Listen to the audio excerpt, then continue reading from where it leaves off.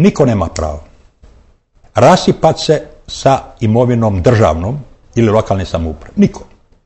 Pa bio to trgovački sud ili bio to gradonačelnik Rijeke. Ja vam moram sada reći, već sad puno po Rijeci priča,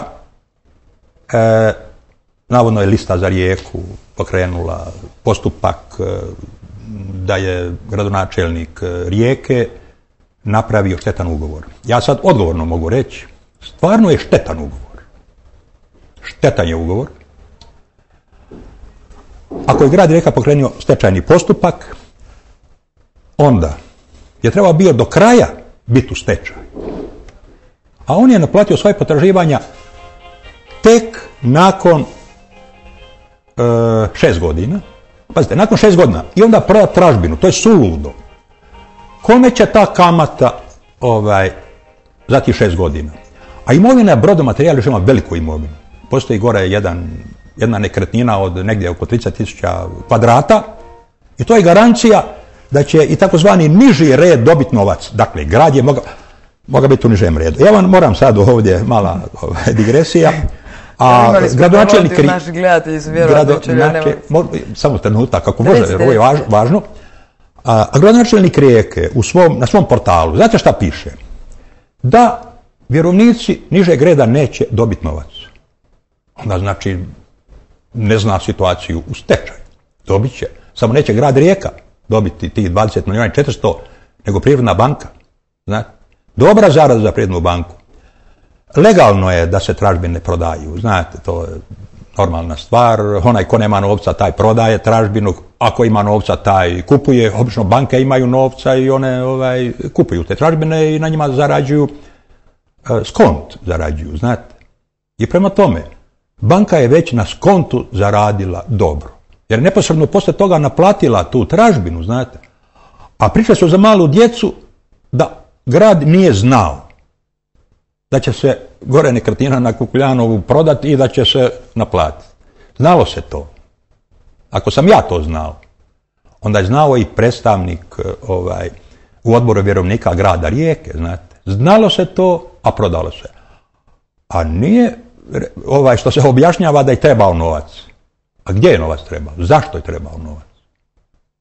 Ali je skupo taj novac plaćen. Dakle, da zaključim,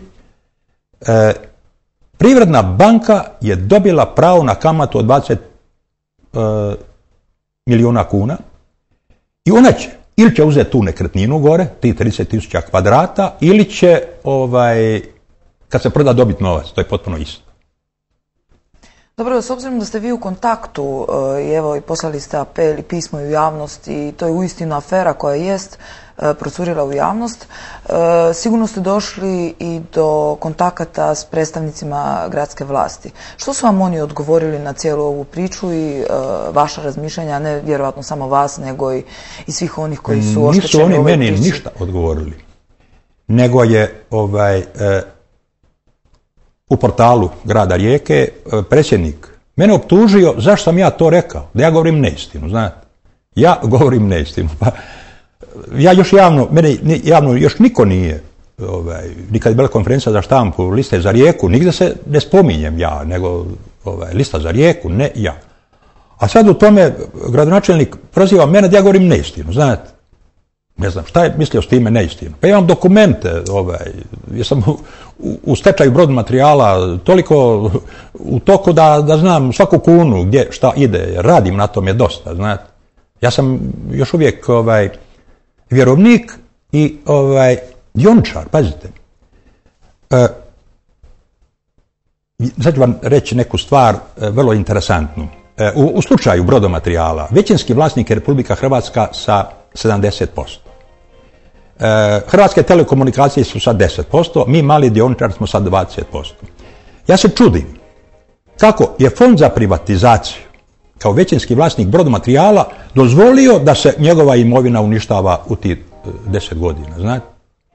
Ja bi sad volio da Fond za privatizaciju kaže što je napravio, znate. Jer vlasnik, kad se otvori stečaj, još jako važno, vjerovnici su onda de facto vlasnici imovine, znate. Ali u Brodomaterijalu, vidite, ni vjerovnici nisu u tih 10 godina podmireni. I to nisu podmireni vjerovnici komunalnih poduzeća, znate, kojih je 100% vlasnik grad Rijeka. Dakle, dvostruka šteta za proračun, dakle, proračun grada Rijeke je oštećen i ta poduzeća, recimo, čistoća Rijeka, vodovod, kanalizacija i tako dalje, nisu naplatili svoje potraživanja, a novca ima, znate.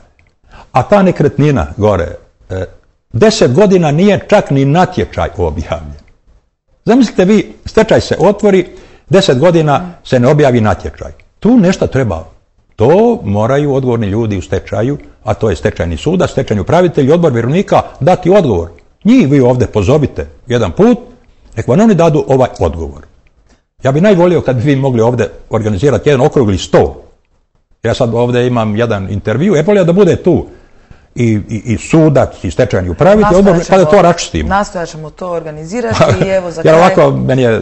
Evo za kraj još samo, kako očekujete da će se uopće završiti ova afera Brodomaterijala? Pa ovako, ja mislim da ovdje oporba mora, oni vjerojatno će imati sad prvoga gradsko vijeće, znate, vjerojatno će biti točka dnevnog reda afera Brodomaterijal i nadam se da će tu oporba biti jedinstvena, bez obzira da li bili tu predstavnici SDP-a, HDZ-a, ne znam, ovog i onog i tako dalje. Ovdje je interes svih vijećnika da se sačuva proračun. Ne? Proračun je ono što treba sačuvati. A ja stvarno bih pohvalio listu za Rijeku. Znate? Koji su, evo vidite, ja ću sad pokazati vam ovdje, tjednik Lider je objavio meni, objavio mi je to otvoreno pismo. Poznati časopis za ekonomiku i tako dalje. I gospodin Blečić je bio na službenom putu u Vukovaru i on je kupio u Vukovaru ovaj tjednik i zvao me telefonom i pitao me šta je to, je li to istina, nije istina i tako dalje. Nadam se da će sada, da neće to sad samo tako proći. A svi, vidite, i svi sad govore sve će to proći kao što je do sada sve prošlo. Pa jedan put bi trebalo stati. Sad sam isto kad sam bio prije, sam razgovarao tu sa jednom osobom. Kaže, sve će to ono što se kaže. Nadamo se da neće i ovo. Ja isto mislim. Želim vam puno uspjeha i vezano za ovaj slučaj i hvala vam što ste bili naš gost. Hvala i vama što ste dali priliku da kažem.